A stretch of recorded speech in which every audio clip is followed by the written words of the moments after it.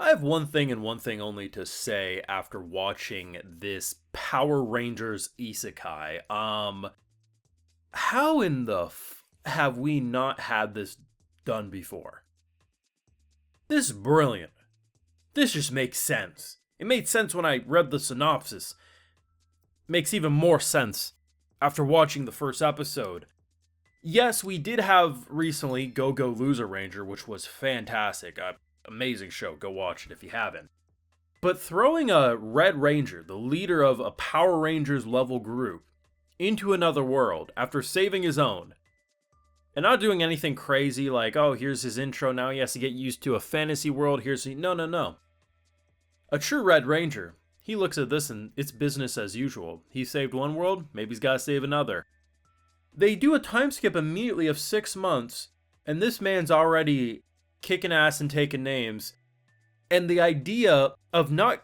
He didn't interact with no goddess. He just straight up landed in a new world after falling to what should have been his death. And he uses his Power Rangers level gimmicks and transformations and gadgets. And big busty mages are just confused and baffled because that looks like magic, but you ain't using magic. This is great. This aired yesterday. It's a Sunday release. Sundays are too busy for me to begin with, but if people like this show, I will absolutely do it on Mondays. I really like it, and I don't know what's in the water. Like, we not only are getting more isekai than normal this season, but most of the isekai have something about them that is just like better than it should be. But in this case, like, you knew it should be good. I mean, the title, it was a good title. But it's still even better than I was expecting, and I was expecting pretty damn great to begin with. Of course, if you want to support my work and see my full thoughts on these episodes, I do have a Patreon where we got those full live reactions available exclusively over there if you're interested. So we're going to try it on YouTube. If not, it'll just live over on Patreon. But let me know if you want more videos on this one, because I think it's going to be a great one. So there's a few things that happened throughout the episode that did catch me by surprise.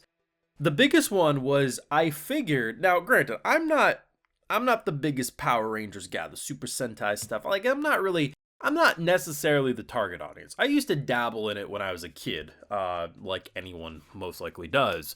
But I never, like, got overly invested. So maybe my knowledge is just super limited. But I was very much under the assumption that, like, each of the Rangers were able to summon a piece of the big-ass Zoid. And then if they all combine, they make the big bot that fights the big monsters that sometimes pop up. So him being the Red Ranger... I figured he had, I don't know, a lion head or whatever his piece was of the puzzle. But at the end of the episode, when he recruits the mage, he summons the full-ass thing. And it's really funny because then you realize what they're actually building into. Him remaking the Power Rangers squadron with isekai characters and imagining a big-ass knight and all these different cliches running through my head, standing behind a podium of Power Rangers gimmicks. It's pretty fantastic, especially given that, at least as of right now, it's not like they're getting outfits, so they very much feel out of place. But I figured he'd be able to summon his piece, but I don't know, I guess he can summon the whole thing because he's the leader. Either way, it adds for a lot of possibilities. But my favorite part overall was actually how it makes a lot of sense when you hear it, but I wasn't expecting it going into this episode. And it's the idea that he's already powerful, right? Like, he's doing crazy magical-like shit in his own world. He bursts his hand into flames whenever he wants. He has band-aid attachments. The whole damn episode, I was like, I thought I was going crazy. I was like, man, they made it look so much like band-aids. It wasn't until they referred to it as adhesives, I was like, oh wait, they know what they're doing. And immediately I loved it all the more. It's the fact that these characters, because it's not like he's casting magic from their world. Like, mana and whatever they do for their spells is clearly much different than what he's doing with his technology and shit. And I love the idea that he'll be doing some random shit, like he summons like a bunch of miniature little hymns, and then they stand on it, and then they start flying, and she's like, what the this is making me even more confused. The idea that they don't even like try to hide the number of gadgets he has.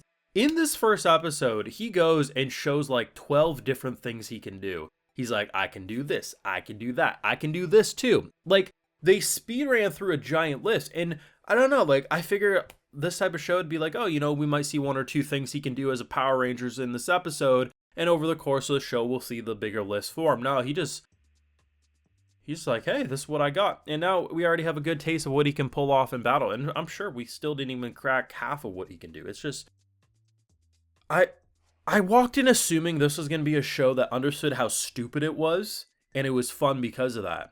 I don't even think this is stupid. I think this is just straight up brilliant. Like, obviously, if you don't like the Power Ranger style, right? It's always been a silly style. Like, let's be 100%. But the way it just perfectly translates to the Isekai medium, I never thought of it, really. But honestly, now after seeing stuff like Go-Go Loser Ranger or, you know, Red Ranger Isekai over here, I always say, like, just make everything an Isekai. It's just funny. I also want to oddly see way more Power Rangers. Power Ranger in another world now goes to school. Just imagining a Red Ranger sitting in Comey can't communicate. Could you imagine that shit? There's potential to do some outlandish shit. Could you imagine if Assassination Classroom had a Power Rangers in their class? Like, just really think of the possibilities. This is opening up a whole can of worms that I don't want to close. I think it will be absolutely fantastic. And honestly, the production was good. There was a lot of 3D, but this is a twofold situation. Power Rangers and like the Super Sentai stuff has always had low production value. Let's be 100%.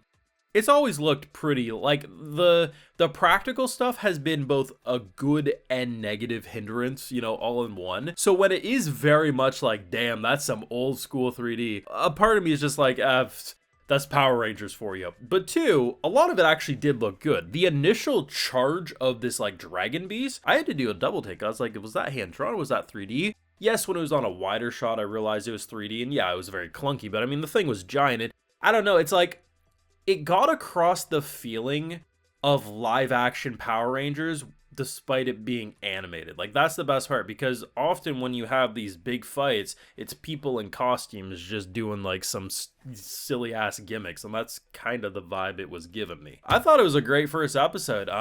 Once again, another very unique isekai. I mean, people who don't watch the show will be like, oh, you're just saying that about all of them this season, but it's like, it's true. Just literally go watch it. Even if you don't find yourself enjoying the first episode, you're not going to come out and saying, yep, that's a generic fantasy show.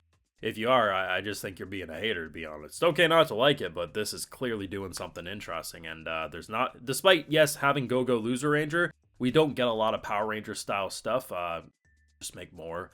Let me know your thoughts and feelings, and if you want me to keep making videos on YouTube for this one, do let me know. Leave a like if you enjoyed, subscribe if you're new around here, of course ring that bell, and like I mentioned, we got those full live reactions over on Patreon, and hey, while you're over there, I'll also give you a video shout out. Alright, so today we got Duncan Godwin, FBI, Old Do, Just a Micro, Lorena Frazier. We also have Danielle. So I appreciate the support, everyone. Please take care. You'll have a good one.